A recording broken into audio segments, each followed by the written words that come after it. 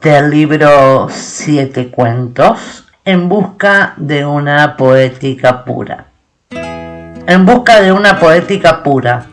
El concepto se despoja de lo que aún queda adherido a las formas de la raíz, las ramas y el follaje, y las purifica en imágenes en las que lo rectilíneo y lo plano del cristal es elevado a proporciones inconmensurables, de tal modo que la animación de lo orgánico es asumida por la forma abstracta del entendimiento y, al mismo tiempo, se mantiene para el entendimiento su esencia, la inconmensurabilidad. Hegel, Fenomenología del Espíritu. Bajando desde la biblioteca y llevando a las manos una cantidad de libros que seguramente no terminaría de leer, Nessa enciende un cigarrillo al término de los 52 escalones.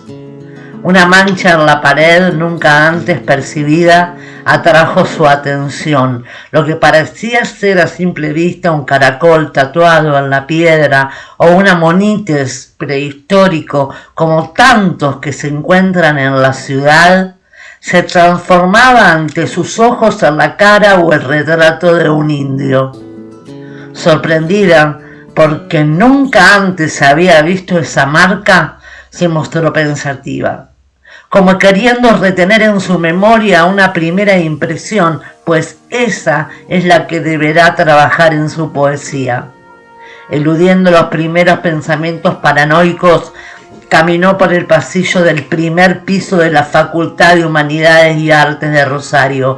Eran aproximadamente las 7 de la tarde y hacía varias horas que el sol había dejado de iluminar el edificio universitario. A medida que caminaba por los pasillos entre espíritus de monjas, porque antes esa universidad fue un convento, y canto de pájaros, las puertas de las aulas comenzaron a golpearse con furia y sin embargo no entraba el viento por las ventanas. Nessa estaba ingresando en el círculo de los espacios vacíos sin saberlo, mientras su pensamiento extraviado entre la tinta soñaba con la poesía que tendría que escribir. Ya no le servían las tardes de lluvia, tampoco los paisajes primaverales, ni las montañas en verano, ni el mar que rompe en la costa dejando estelas de caracoles sobre la arena. Todas esas inspiraciones que quizás a otros poetas le parecen trascendentales, para Nessa eran solamente imágenes repetidas.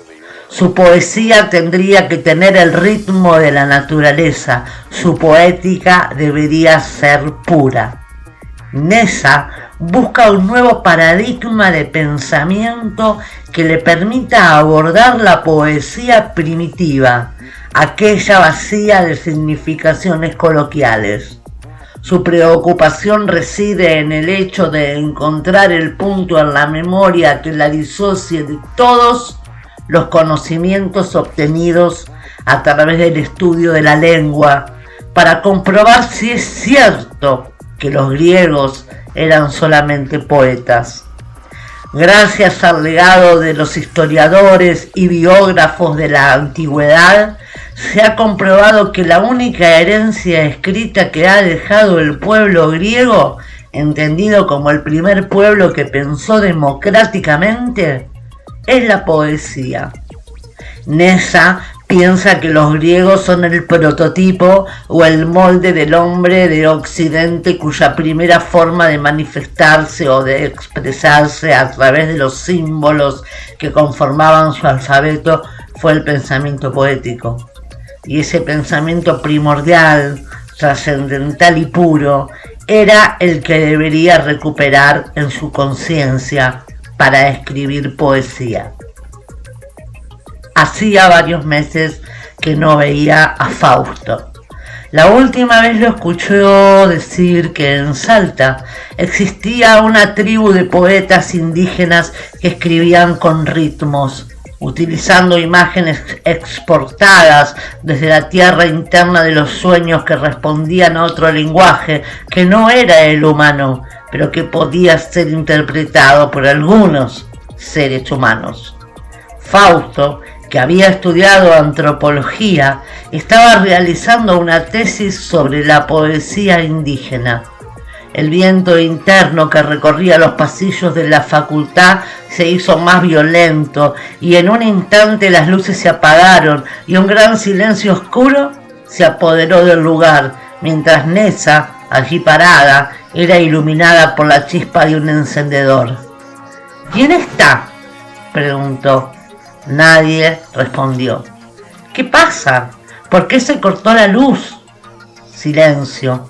Respiraciones agitadas. Estiró las manos para tocar el rostro de quien respiraba a su lado, pero alguien se la sujetó. No temía, porque Nessa nunca teme. Deseaba ver la cara de aquel invisible que sostuvo sus muñecas apretándolas contra la pared, de aquel que solo había pronunciado una palabra en un idioma inentendible, para desaparecer haciendo retornar la luz al pasillo y a Nessa que volvía a bajar desde la biblioteca y a encender un cigarrillo al término de los 52 escalones, luego de haber percibido el retrato.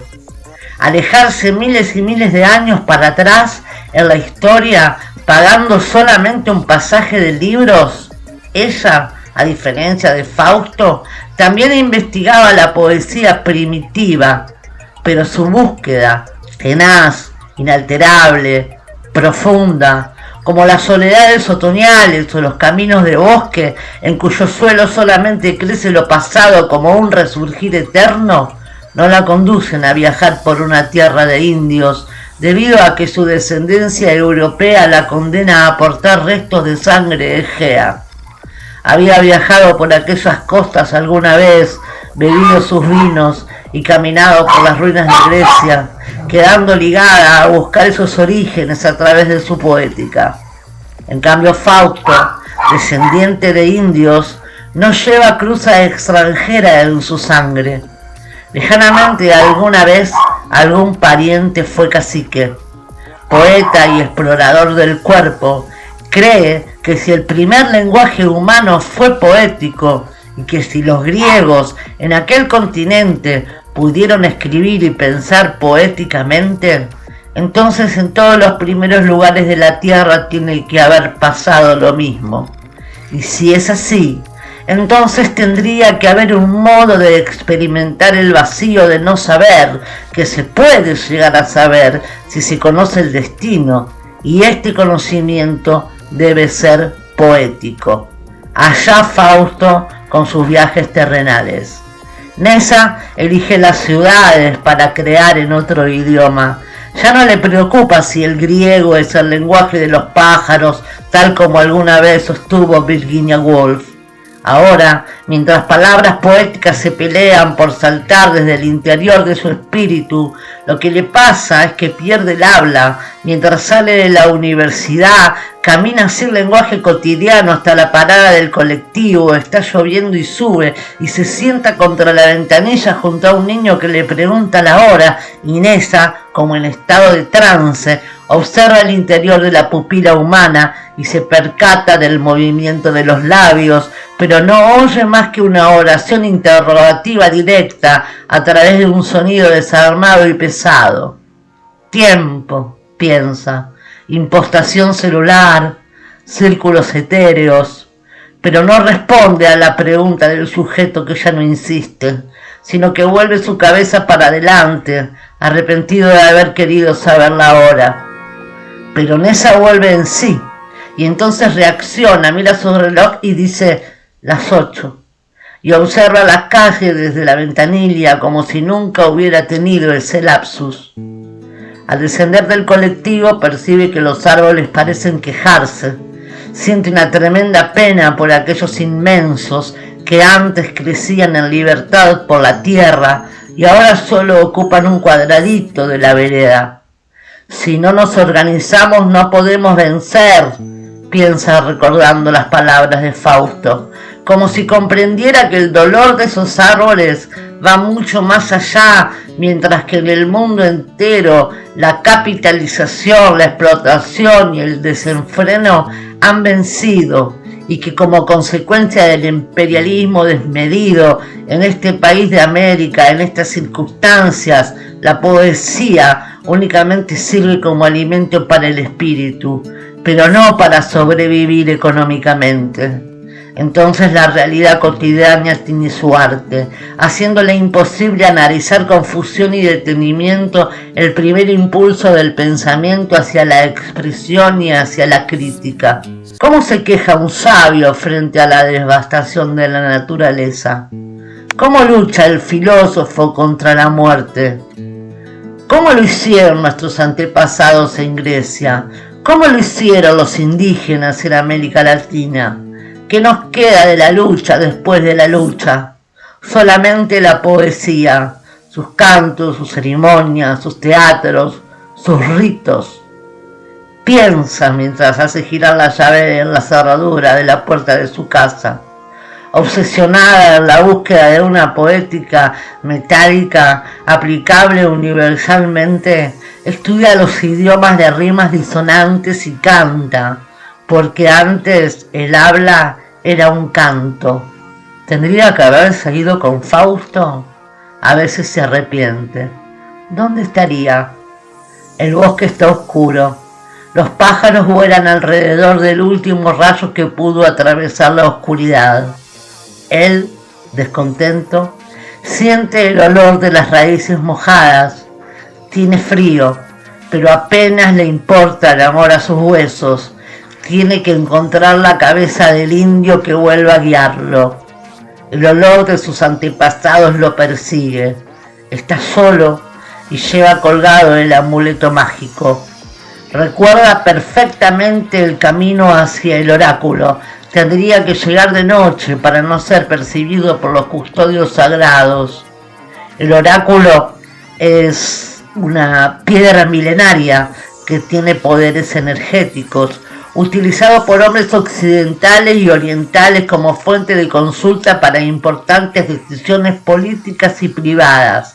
En una de esas incursiones al pasado, algunos de esos monumentos fueron exportados hacia nuestra zona, y el hombre avivado de la Tierra Roja compró el más poderoso artefacto sagrado para controlar y dominar la tierra plana de los indios.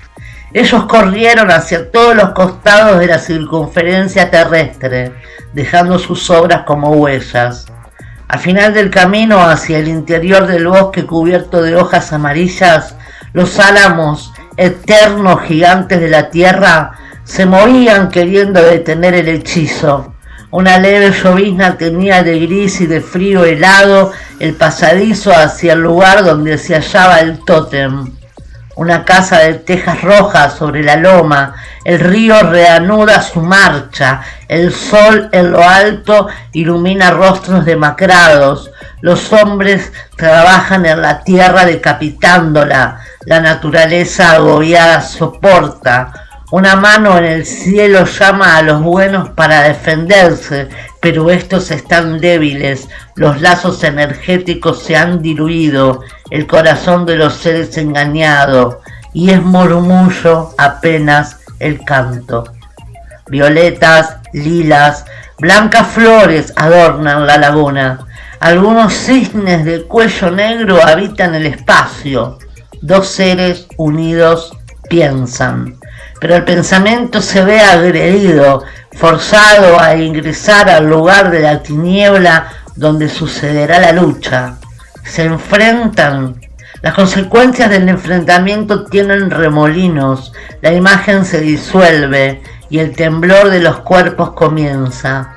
En la lejanía hay como un polvo de estrellas, un espacio referido al amor. Allí está el vacío del ser y la nada, y la problemática del espíritu trascendental y su pureza. Si no hay amor, no hay posibilidad de generar lenguaje poético. La metáfora ontológica se reanuda como un lento capullo sintomático, piensa Fausto. Mientras tanto, Nessa abre la puerta de su casa y encuentra muy cómodamente sentado en el sillón verde a un desconocido gato negro que la miraba fijo, como queriendo advertirle de algo. Se quedó estupefacta mirando al gato de ojos amarillos que, también asustado, no se atrevió a pronunciar maullido alguno. ¿Por dónde entró este?, pensó mientras servía una taza de leche al invitado. Lo que me faltaba, le dijo al animal. Salí de ahí, que ese es mi sillón. Si querés, echate acá.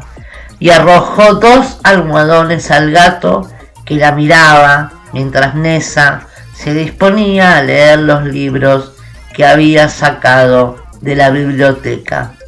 Pero el Dios que mora en lo interior es la piedra negra que sale de la moral y que es penetrada por la luz de la conciencia.